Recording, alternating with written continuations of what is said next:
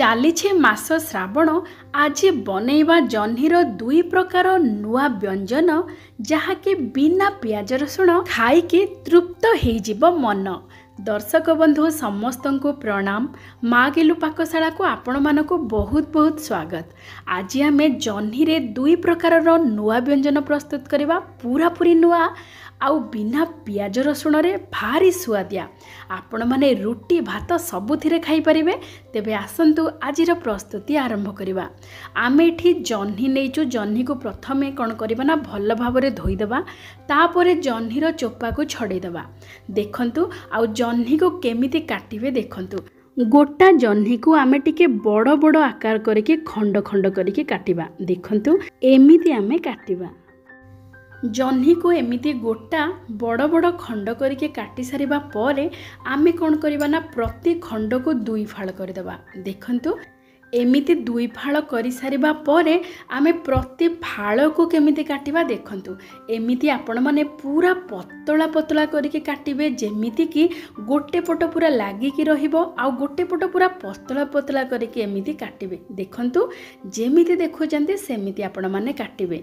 ଆପଣମାନେ ଛୁରୀରେ ହଉ କିମ୍ବା ସୁବିଧା ହେଲେ ପନିକିରେ ମଧ୍ୟ କାଟିପାରିବେ। ଦେଖନ୍ତୁ ପନିକିରେ ମଧ୍ୟ ଆରାମରେ କାଟି ହେଇପାରିବ। ପ୍ରଥମେ ଆମେ ଦୁଇ ଫାଳ କରିଦେବା, ତାପରେ ପୁରା ପତଳା ପତଳା କରିକି କାଟିବା ଗୋଟେ ଫାଳକୁ। ଯେମିତି ଦେଖନ୍ତୁ ଯେମିତି ଗୋଟେ ପଟ ପୁରା ଲାଗିକି ରହିଥିବ ଜହ୍ନି ସହିତ, ଆଉ ଗୋଟେ ପଟ ଭଲ ଭାବରେ ଏମିତି ପତଳା ପତଳା କରିକି ଏମିତି ଆପଣମାନେ କାଟିଦେବେ। ଦେଖନ୍ତୁ କେତେ ସୁନ୍ଦର ଦେଖାଯାଉଛି, ପୁରା ଫୁଲ ପରି ଦେଖାଯିବ। ଆଉ ତାର ଆକାର ଏମିତି ରହିଲେ ବହୁତ ବଢ଼ିଆ ମସଲା ତା ଭିତରକୁ ପଶିବ ଆଉ ସ୍ୱାଦ ତ ବହୁତ ବଢ଼ିଆ ରହିବ। ଦେଖନ୍ତୁ ଆମେ ସବୁ ଜହ୍ନିକୁ ଏମିତି କାଟିକି ରଖିଦେବା ଟିକେ କଡ଼ରେ। ଏବେ ଆମେ ତାର ପର ପ୍ରସ୍ତୁତି ଆରମ୍ଭ କରିବା। ବିନା ପିଆଜ ରସୁଣରେ ଆମେ ମସଲା ପ୍ରସ୍ତୁତ କରିବା ପାଇଁ ଏଠି କଡ଼େଇକୁ ମଧ୍ୟମ ଜାଳରେ ବସେଇ ଦେଇକି ଗୋଟେ ବଡ଼ ଚାମଚ ଦେବା ତେଲ, ଗୋଟେ ଛୋଟ ଚାମଚ ଦେବା ଜିରା, ଗୋଟେ ବଡ଼ ଚାମଚ ଧନିଆ, ଗୋଟେ ଛୋଟ ଚାମଚ ପୋସ୍ତ, ଦୁଇଟି ଶୁଖିଲା ଲଙ୍କା ଆଉ ଦୁଇ ବଡ଼ ଚାମଚ ଚିନାବାଦାମ, ଗୋଟେ ବଡ଼ ଚାମଚ ନଡ଼ିଆ କୋରା ଆଉ ତା ସହିତ ଅଧା ଇଞ୍ଚର ଖଣ୍ଡେ ଅଦାକୁ ଛୋଟ ଛୋଟ ଖଣ୍ଡ କରିକି କାଟିକି ଦେଇଦେବା ଆଉ ଦୁଇଟି କଞ୍ଚା ଲଙ୍କା। ଏଇ ସବୁକୁ ଟିକେ କମ୍ ଜାଳରେ ଆମେ ତାକୁ ଭଲ ଭାବରେ ଭାଜିଦେବା 2 ରୁ 3 ମିନିଟ୍ ପାଇଁ, ଯାହାଫଳରେ କି ଆମର ପ୍ରସ୍ତୁତ ହେଇଯିବ ସୁଗନ୍ଧିତ ମସଲା ବିନା ପିଆଜ ରସୁଣରେ। ଏବେ ଆମେ ଆକୁ ପୁରାପୁରି ଥଣ୍ଡା କରିଦେବା। ଏଇ ମସଲା ଭଲ ଭାବରେ ଥଣ୍ଡା ହେଇଗଲା ପରେ ଆମେ ତାକୁ ବାଟିବା। ଦେଖନ୍ତୁ ପାଣି ଅଳ୍ପ ଦେଇକି ବାଟିବା। ଆମେ ଏଠି 5 ରୁ 6 ବଡ଼ ଚାମଚ ପାଣି ଦେଇଦେବା, ପୁରାପୁରି ଚିକଣ କରିକି ବାଟିଦେବା। ଦେଖନ୍ତୁ ଯେହେତୁ ଆମେ ଏଥିରେ ପୋସ୍ତ ଆଉ ଚିନାବାଦାମ ଦେଇଛେ, ଏଇ ତରକାରୀ ବହୁତ ବଢ଼ିଆ ପୁରା ଯେମିତି ମଲେଇ ପରି ସ୍ୱାଦିଷ୍ଟ ଲାଗିବ। ଏବେ ଆମେ ଗୋଟେ ମିଶ୍ରଣ ପାତ୍ର ନେଇଯିବା, ସେଥିରେ ଦେଇଦେବା ଗୋଟେ ବଡ଼ ଚାମଚ ଯେଉଁ ଆମେ ମସଲା ବାଟିକି ରଖିଛେ ସେଇ ମସଲା ବଟା, ଆଉ ଅଳ୍ପ ଟିକେ ହଳଦୀ ଗୁଣ୍ଡ, ଲଙ୍କା ଗୁଣ୍ଡ, ସ୍ୱାଦ ଅନୁସାରେ ଲୁଣ, 2 ବଡ଼ ଚାମଚ ବେସନ, ଗୋଟେ ବଡ଼ ଚାମଚ ଚାଉଳ ଗୁଣ୍ଡ। ଏଇ ସବୁକୁ ଦେଇକି ଅଳ୍ପ ଅଳ୍ପ ପାଣି ଦେଇକି ଆମେ ତାକୁ ଭଲ ଭାବରେ ଗୋଳେଇ ଦେବା। ଦେଖିବେ ଆମେ ଯେଉଁ ଘୋଳ ପ୍ରସ୍ତୁତ କରିବା ସେ ଘୋଳଟା ବେଶୀ ପାଣିଆ କରିବେନି କି ବେଶୀ ବି ମୋଟା କରିବେନି, ଅର୍ଥାତ୍ ମଧ୍ୟମ ଧରଣର ଘୋଳ ଆମେ ପ୍ରସ୍ତୁତ କରିବା। ଦେଖନ୍ତୁ ଏମିତି ଆମର ମଧ୍ୟମ ଧରଣର ଘୋଳ ପ୍ରସ୍ତୁତ ହେଇଯାଇଛି। ଏବେ ଆମେ ଏଇ ମସଲା ଆଉ ବେସନ, ଯେହେତୁ ଆମେ ବଟା ମସଲା ବି ଦେଇଛେ, ଏଇ ଘୋଳଟି ଭାରି ବାସ୍ନାଯୁକ୍ତ ହେଇକି ରହିବ।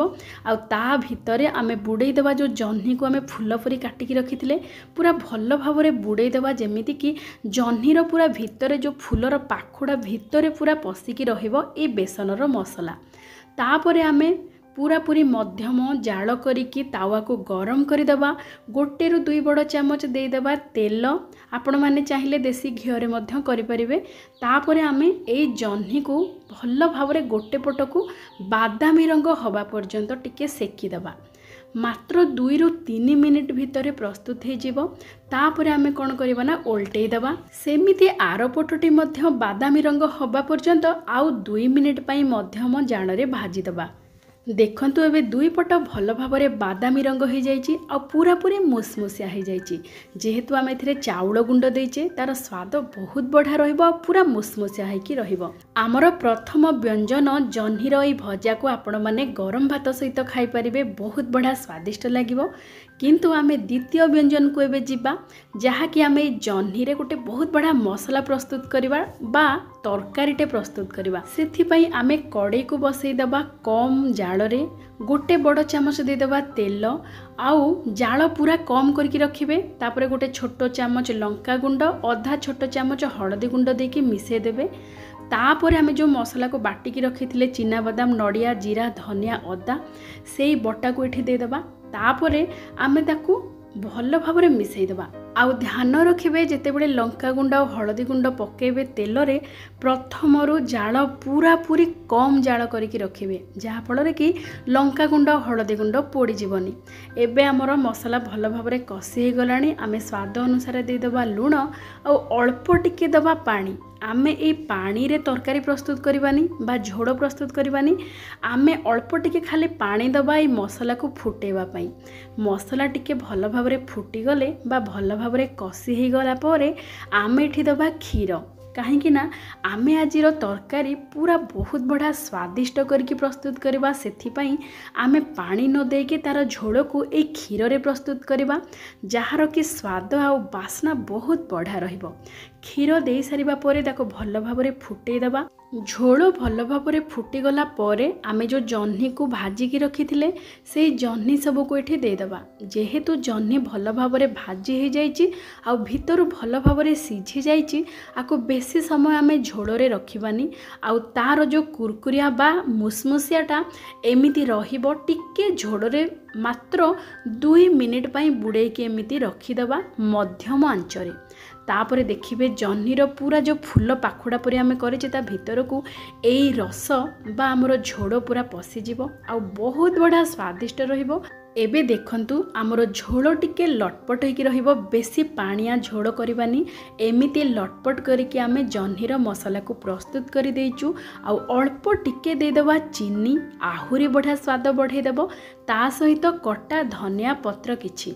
एबे हमर प्रस्तुत हो जाइछि जह्नीर एकदम नुआ व्यंजन जमी जीवो। ता सहित रुटी परोटा हो कि अरुआ अन्न। ओषा व्रत दिन एमिति बनै खांतु पेट पुरी जीव हेले पुरी बनी जमा मन। दर्शक बंधु आपण समस्तंको मोर विनम्रतार सह निवेदन आजिर प्रस्तुति आपण मानको केमिति लागिछि निश्चय जणेबे एतिकी मोहर काम्य। तेबे आजि पई एतिकी पुणी देखा हबा आउ गोटे व्यंजन सहित। जय जय जगन्नाथ।